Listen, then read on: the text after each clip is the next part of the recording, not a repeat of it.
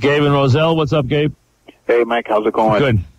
Two things on the Yankees. The other day when you had Cashman on, I heard one thing that he said in regards to his negotiations with Jeter. He was like that he was saying all these things to speed up the negotiations.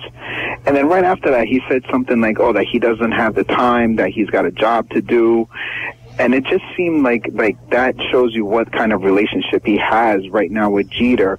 Whereas now with the Cliff Lee stuff, he's like, oh, no, we can just sit and wait and wait around to see what happens. They always treat the people who are part of the organization worse than the person you're you know, let me ask you this.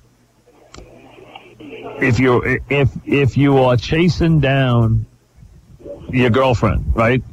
Okay. And you wanted to marry her, do you shower with more attention than you give your wife you've been your wife for 20 years? The answer is you definitely love your wife more, who you've been with for 20 years. But on a day-to-day basis, when you're in the recruiting process, you pay a lot more attention to it minute to minute, right? It's just logic. It's just human nature. It's logic. It's the courtship. Well, right now, Lee is going through the courtship. Jeter is there. He's part of the family. They love him. He's part of the family, but there's no courtship involved. On the other process, there's a courtship involved. And the courtship, the process, you're chasing that person down. You're impressing them. It's a courtship. You know, that's what goes on. And that's where the Yankees are right now. They're in the courtship. And the Yankees like being in love. They like the courtship phase.